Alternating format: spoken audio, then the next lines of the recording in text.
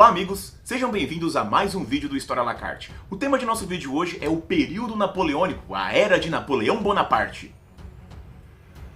Napoleão é uma das figuras mais interessantes e mais importantes da história.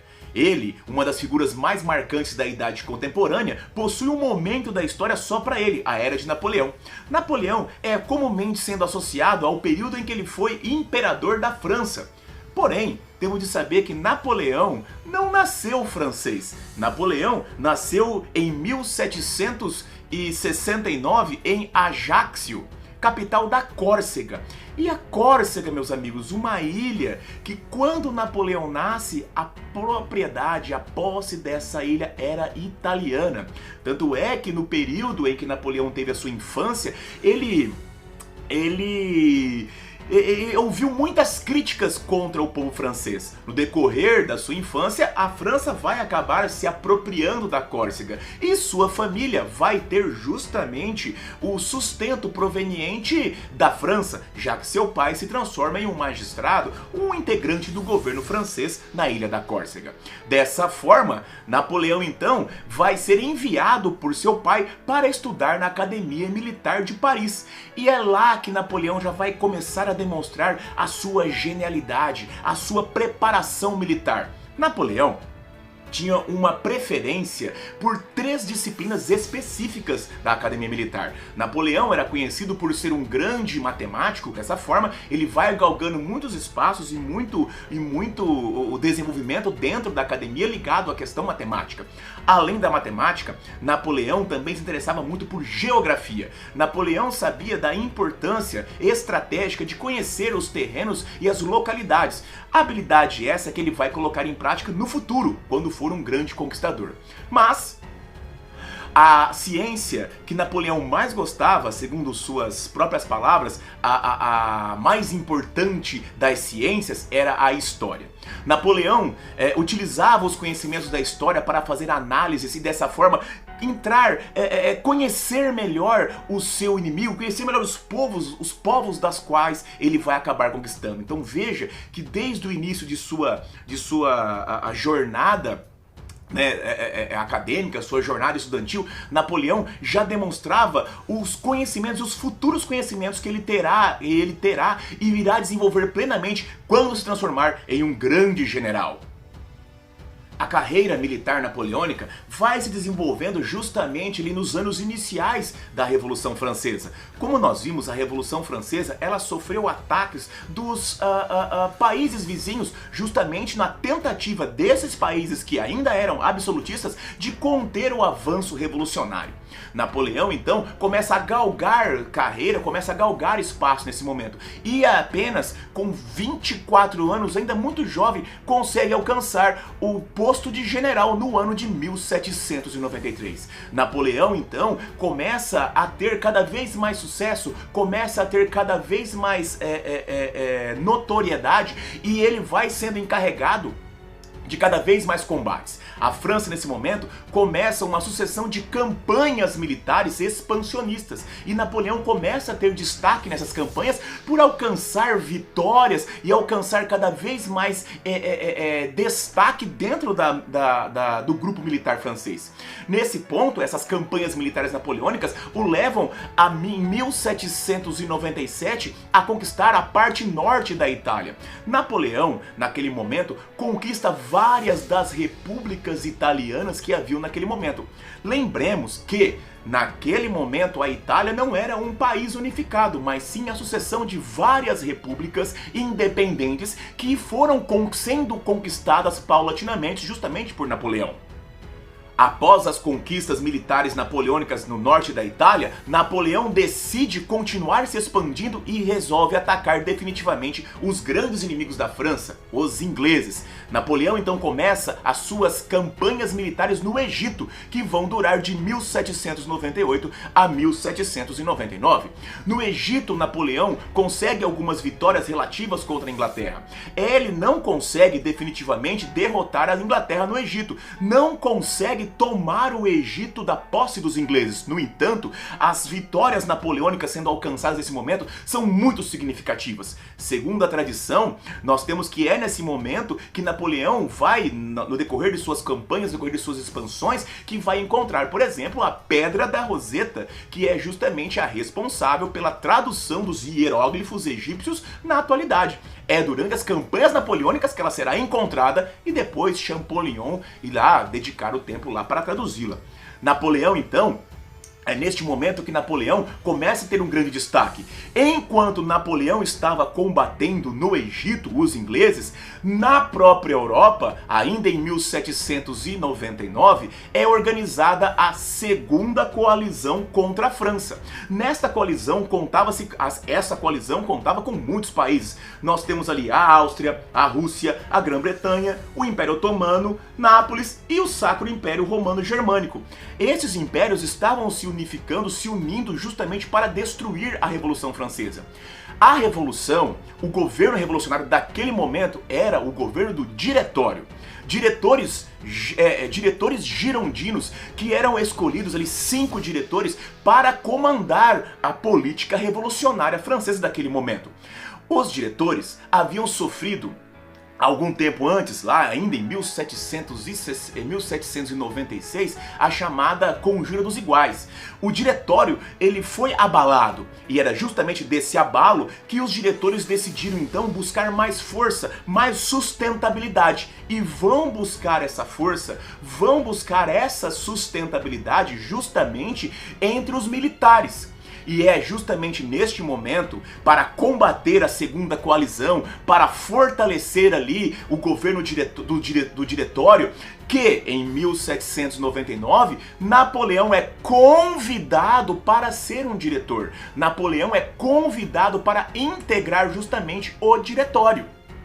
Agora, sendo um integrante do diretório, Napoleão pode colocar as suas próprias ambições em pauta. Napoleão, meus amigos, tinha um foco bem direcionado. Napoleão tinha o interesse de ser, no caso, no futuro, o governante máximo. E isso vai sendo colocado em prática aos poucos. Napoleão era um ótimo estrategista e até no seu comando, até no seu governo, ele vai tratar com grande cautela, pautada justamente dentro das suas estratégias.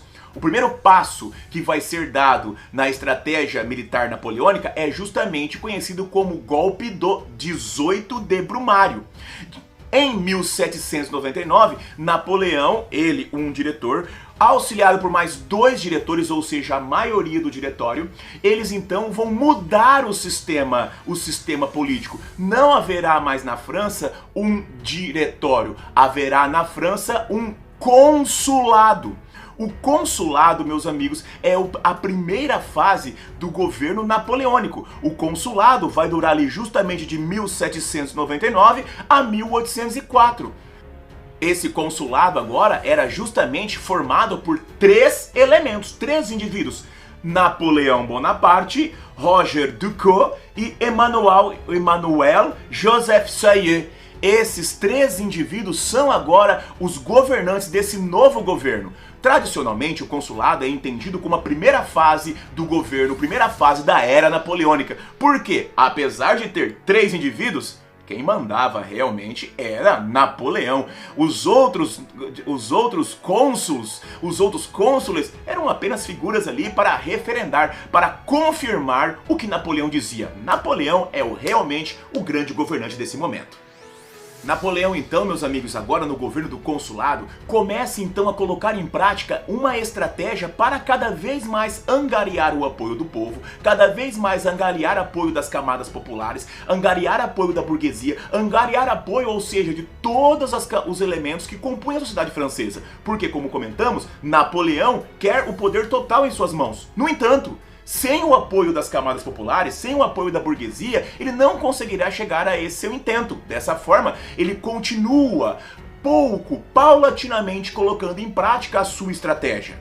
O primeiro momento em que nós temos dessa estratégia napoleônica acontece em 1800, quando Napoleão cria uma estrutura nova para a economia francesa. Napoleão, então, cria o Banco da França, institui uma nova moeda, o franco, começa a utilizar esse banco, começa a utilizar essa nova moeda para oferecer condições para a burguesia francesa, dessa forma, então, oferecendo crédito, oferecendo maneiras para que a burguesia francesa possa retomar as atividades econômicas, que essas atividades econômicas, elas estavam em frangalhos desde a época do início da Revolução. Napoleão, então, começa a oferecer crédito, os pequenos burgueses, os médio burgueses começam a se desenvolver, voltam a produzir, voltam a necessitar de trabalhadores. Aí nós temos também os sans-culottes que começam a ter trabalho, ou seja, com a criação do Banco Francês, a economia francesa volta a caminhar e dessa forma Napoleão é visto como um grande administrador. Napoleão começa a ter o apoio então da pequena burguesia, Napoleão começa a ter o apoio então da média burguesia e Napoleão começa a ter o apoio também dos sans-culottes. Sans-culottes, lembre-se, trabalhadores urbanos da região ali de Paris. Dessa forma, Napoleão começa a organizar e começa a ter de volta para si o apoio desses indivíduos. E lembre-se, Napoleão precisa do apoio deles. Dando continuidade a essa questão do apoio, em 1801 nós temos a concordata feita com a igreja. A igreja, meus amigos, né? Nós temos ali que a igreja havia perdido territórios, a igreja havia sido expulsa da França, a igreja católica havia tido um grande problema no período revolucionário. Napoleão sabia que havia uma quantidade gigantesca ainda de pessoas dentro da França que não haviam perdido a sua fé na religião católica. Dessa forma, Napoleão faz uma espécie de acordo com o Papa Pio VII. Esse acordo é justamente a devolução de partes do território para a França, devolução de partes do território para a igreja. Nós temos ali também que Napoleão irá justamente permitir que os padres voltem a poder exercer o seu ofício na França. Então nós temos ali um acordo e o retorno do catolicismo para a França. Dessa forma, nós temos mais uma camada da população francesa, os indivíduos que eram ainda adeptos da religiosidade, que estavam magoados com a Revolução justamente porque havia expulsado a religião, que vem Napoleão com bons olhos. E dessa forma nós temos que Napoleão cada vez mais vai trazendo para seu lado a população. Além disso, em 1802, Napoleão afirma a chamada Paz de Amiens. A Paz de Amiens é que Napoleão convoca ali principalmente o grande inimigo francês, a Inglaterra, e assina um acordo de paz. Mas tenham calma. Acordo de paz, nessa época, nada mais é do que um fôlego. Napoleão assina a paz, mas realmente não é uma paz definitiva. Napoleão quer um tempo, quer um fôlego. E a Inglaterra também assim queria. Eles querem um tempo, querem um fôlego para poder se reorganizar, para poder se reestruturar e depois, voltar aos combates no futuro. Mas para Napoleão, o que mais importa nesse momento não é nem o tempo que ele conseguiu, mas o apoio. Apoio de camadas da população, camadas camponesas, camadas mais ou menos favorecidas que viam no exército um grande perigo, já que os seus jovens, a juventude francesa estava sendo morta por essas guerras. Dessa forma, ao assinar a Paz de Amiens, nós temos então que Napoleão consolida principalmente o apoio das camadas populares. A concordata com a Igreja Católica, junto ali ao Papa Pio VII, a Paz de Amiens, assinada ali com a Inglaterra, faz com que cada vez mais as camadas populares estejam do lado de Napoleão. E é usufruindo desse apoio que Napoleão agora tem, que em 1802, por meio de um plebiscito, Napoleão será eleito cônsul uno e vitalício, ou seja, agora Napoleão comanda a França. O consulado agora é comandado apenas por Napoleão. Sendo cônsul uno e vitalício, Napoleão pode continuar com as suas reformas. Uma das coisas mais importantes que Napoleão fez, veja bem, ele já reorganizou a economia, ele já trouxe a paz, ele já trouxe de novo a fé, ou seja, Napoleão é um bom governante. E neste ponto, Napoleão também ainda tendo mais ligado às suas estratégias, ele vê que a importância da educação como arma, e dessa maneira Napoleão cria os chamados liceus. Os liceus eram colégios internos onde eram educados a população, principalmente para exercer cargos públicos, e também vai surgir a Universidade Politécnica Francesa, onde nós temos ali que serão educados ali não apenas a população, mas os militares franceses, para que dessa forma possam servir melhor à causa de Napoleão. Napoleão vai angariando cada vez mais apoio, mas o ponto definitivo dos apoios que Napoleão consegue alcançar acontece no ano de 1804. Em 1804, Napoleão estabelecerá o Código Civil Napoleônico. O Código Civil Napoleônico, meus amigos, ele é feito baseado justamente na consolidação dos interesses da burguesia liberal. Quais interesses da burguesia liberal? Vamos listar apenas alguns. Por exemplo, nós temos aqui a ideia da liberdade individual, a liberdade para o trabalho, liberdade de consciência, o estabelecimento de um Estado laico definitivo, a ideia definitiva de igualdade perante a lei e, principalmente, o direito à propriedade privada.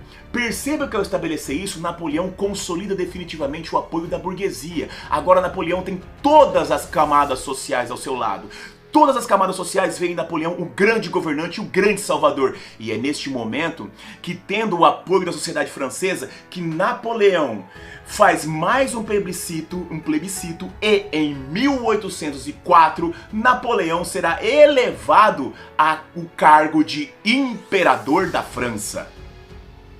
Napoleão, então, em 1804, será elevado à categoria de imperador. Mas esse império já começa conturbado na sua coroação. Começamos pelo fato de que uma coisa inédita aconteceu na coroação de Napoleão. Em 1804, o Papa sai de Roma, vai até a França para coroar Napoleão. No entanto, já começamos a ter desfeitas, já que Napoleão deixou o Papa esperando por 3 horas na antecâmara, na antessala do seu gabinete. O Papa já se sentiu ofendido. Não bastasse isso, na hora da coroação, tradicionalmente, nos impérios absolutistas são coroados pelo Papa, mas Napoleão, na hora de coroar a Imperatriz Josefine, Napoleão pegou ele próprio a coroa e coroou a Imperatriz Josefine, como você pode ver aí nessa imagem, nessa pintura de Jacques-Louis David. Além disso, a desfeita pelo Papa não basta aí, porque na hora de coroar o próprio Napoleão, Napoleão pega ele próprio a coroa em suas mãos, eleva sobre sua própria cabeça e diz: "Pelo poder do povo imbuído em mim, eu me coroo Napoleão I, temente a Deus, mas sobre meu próprio comando", e coloca a coroa na cabeça. E isso para o Papa é uma ofensa e uma afronta terrível, mas veja bem como Napoleão, mais uma vez, um grande mestre da estratégia. Ele não foi coroado pelo poder da igreja, ele não é um rei absolutista. Napoleão foi coroado pelo poder do povo, ele é um serviçal do povo, está apenas cumprindo o desejo do povo. Não era bem isso a realidade, tanto é que na prática Napoleão exercia um governo controlador, tal qual o modo do governo absolutista, mas simbolicamente o recado que ele passou para a população era isso, que ele não era um retorno, um retrocesso às monarquias antigas, não era simplesmente um retorno à monarquia antiga que havia até perdido a cabeça durante a Revolução. Não, Napoleão é uma nova fase, Napoleão é um novo mundo. E esse novo mundo tem que ser construído por ele. E para construir esse novo mundo, Napoleão tem um obstáculo. E esse obstáculo é justamente a Inglaterra. Já em 1805, contando já em seu exército com mais de 600 mil soldados, Napoleão então resolve quebrar a paz de Amiens e declara então novamente conflitos. É nesse momento, em 1805, que nós temos a chamada Batalha de Trafalgar, que acontece ali na costa próxima à Espanha, no caso. Essa Batalha de Trafalgar é uma batalha marítima, mas atenção, Napoleão não era um almirante, Napoleão era um general, um grande e um estrategista, um ótimo comandante de tropas em terra, não no mar. E isso faz total diferença. A marinha francesa, aliada da marinha espanhola, vão se debater contra a marinha inglesa. E a marinha inglesa estava liderada por um dos maiores almirantes da história marítima de todos os tempos, o almirante Nelson. E é justamente sob o comando do almirante Nelson que nós temos a vitória inglesa e a derrota napoleônica. Fica evidente então para Napoleão que ele precisa conseguir destruir a Inglaterra, vencer a Inglaterra. Porém, como a Inglaterra é uma ilha e ela está protegida naturalmente pelo mar, ele terá problemas nesse tipo de coisa. É justamente aí, é nesse ponto que Napoleão resolve mudar de estratégia. Napoleão decide primeiro conquistar a Europa e depois destruir a Inglaterra.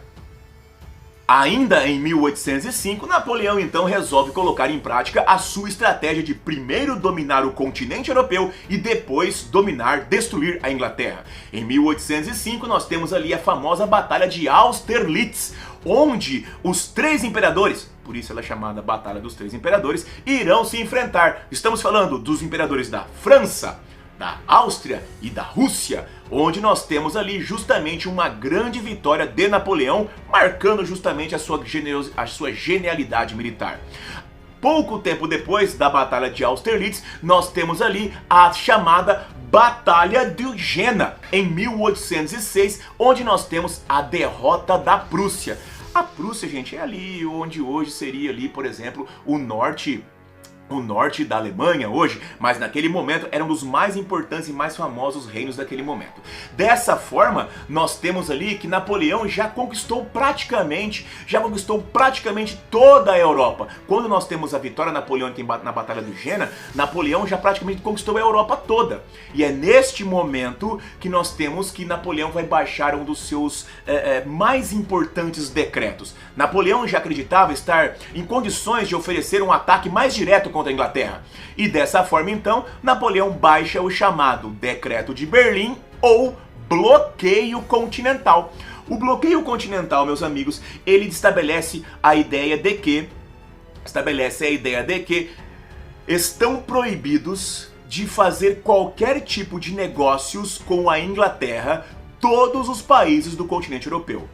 Os países do continente europeu estão proibidos por Napoleão de comprar ou vender qualquer tipo de produto com os ingleses. A ideia era justamente obrigar a Inglaterra a buscar ali uma rendição, já que não tendo mais condições de comprar ou vender produtos para a Europa, a Inglaterra seria então enfraquecida.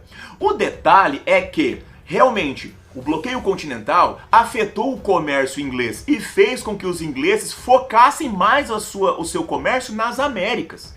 A Inglaterra, ela é pouco afetada pelo bloqueio continental, muito diferente do que acontece com a Europa.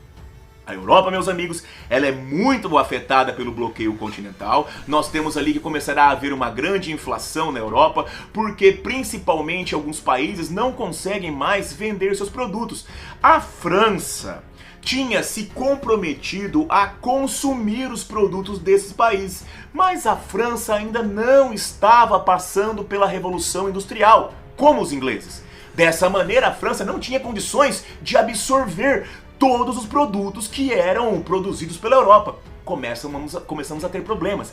Esses problemas vão se avolumando. Em 1806, onde é assinado o bloqueio continental, Napoleão obriga os países a obedecê-lo, não é? Nós tivemos ali que alguns países não obedeceram. Tivemos a Rússia, que não obedeceu. Nós temos ali justamente um fato interessante em que o Alexei Romanov, governante da Rússia, manda uma carta ofensiva para Napoleão e diz o seguinte termo para Napoleão na sua carta: ora, corso.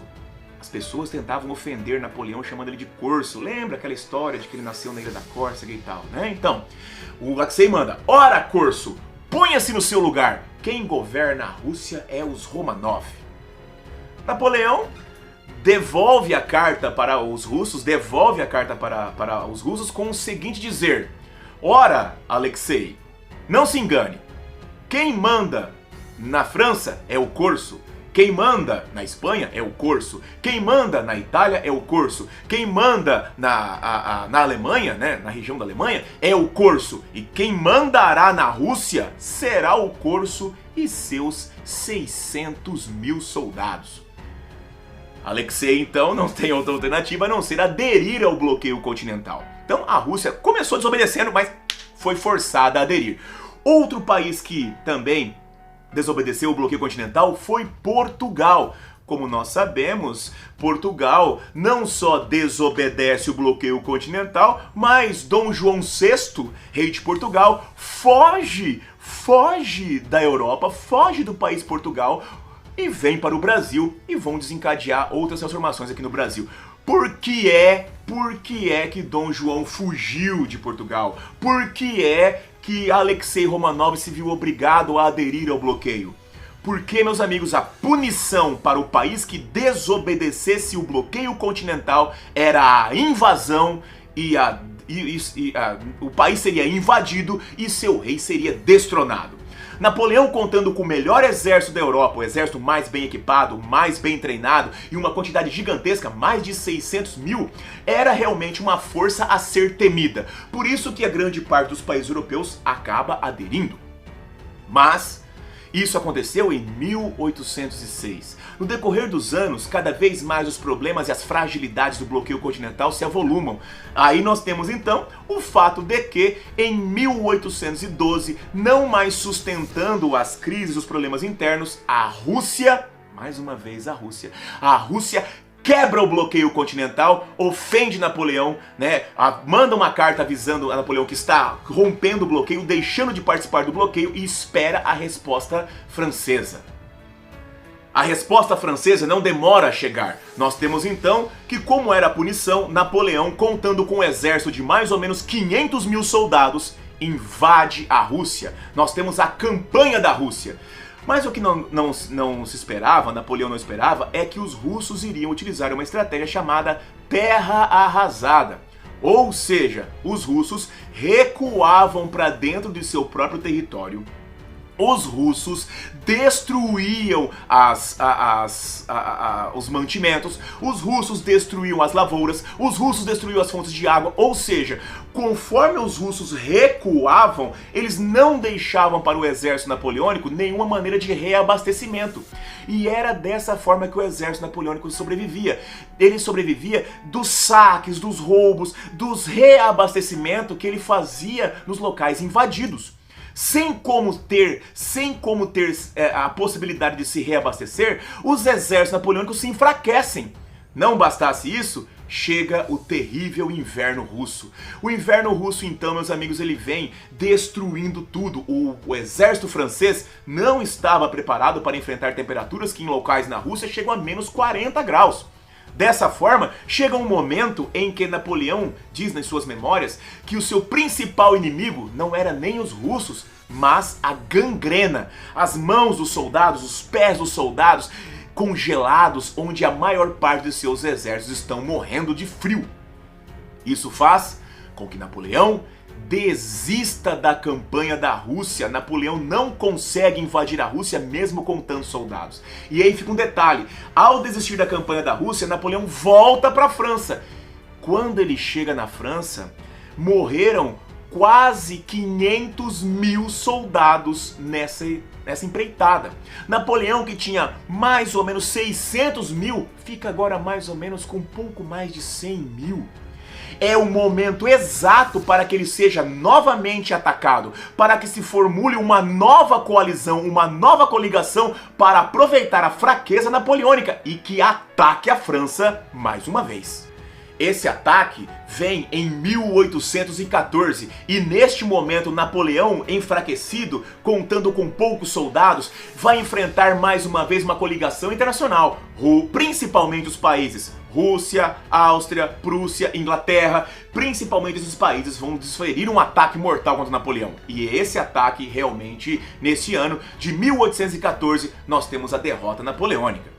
Napoleão é derrotado, mas não é morto, ele é o imperador dos franceses. Então o que acontecerá? Napoleão será deportado para a ilha de Elba. E em pouco tempo, a ilha de Elba é uma ilha bem pequenininha que fica na costa ali, próxima também ali a Itália, até meio próxima ali a própria Córcega, de onde ele nasceu. A ilha de Elba vai ser governada por Napoleão.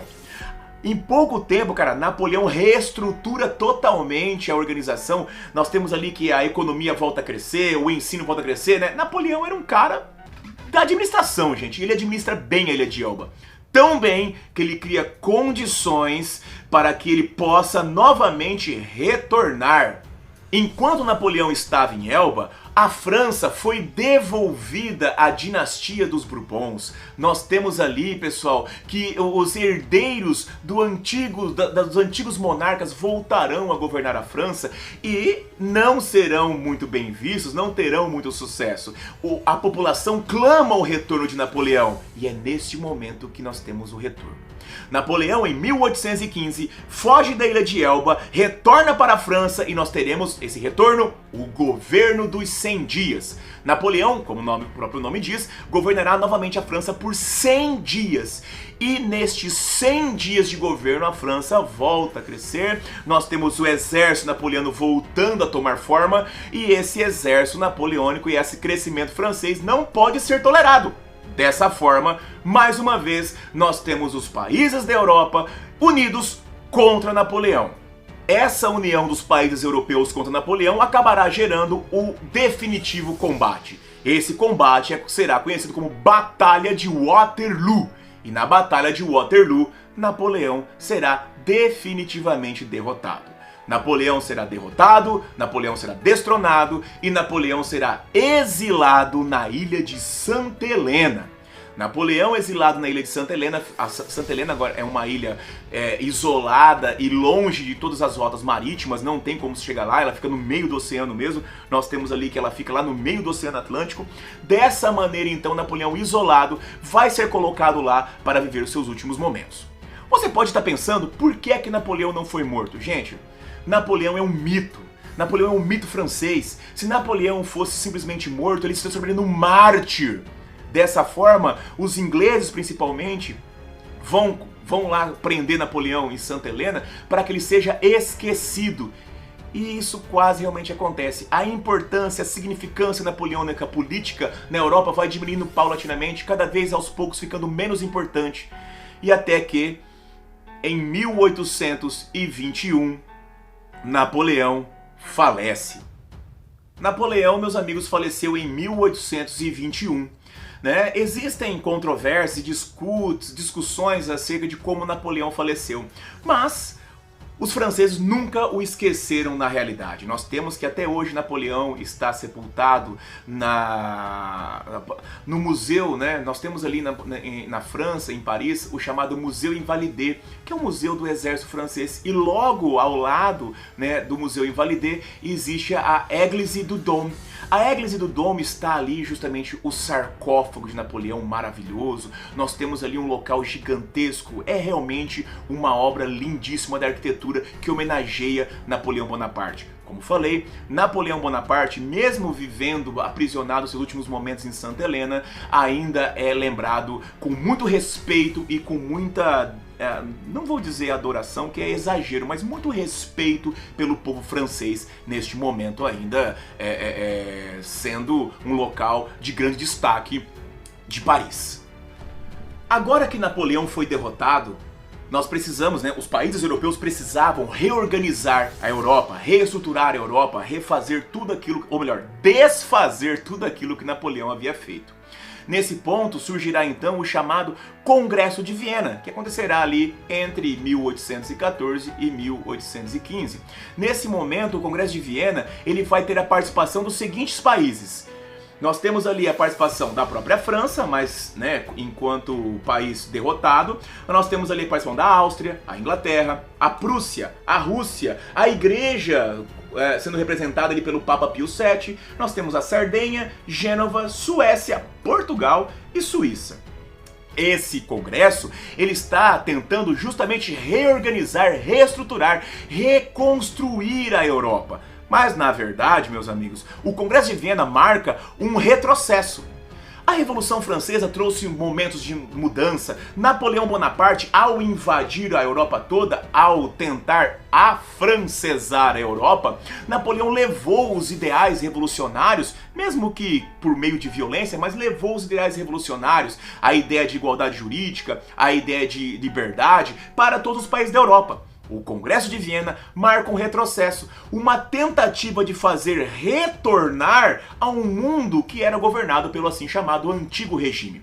Nesse ponto, nessa tentativa de retrocesso, surgirão os 3 princípios básicos do Congresso de Viena. São eles: o equilíbrio, onde nós temos uma redefinição do mapa político europeu, onde Napoleão havia desestruturado, refeito, desconstruído as fronteiras, nós teremos então a retomada das fronteiras originais. Nós temos a ideia da legitimidade, que é nada mais que o retorno das legítimas monarquias, ou seja, os governantes legítimos. Napoleão havia destronado várias famílias tradicionais do antigo regime, e essas famílias vão retomar o controle justamente dos seus governos. E por fim, a Santa Aliança, que é uma união dos países absolutistas, uma união dos países do antigo regime, justamente para combater novos movimentos revolucionários e reprimir movimentos emancipacionistas inspirados no iluminismo que estavam acontecendo principalmente na América.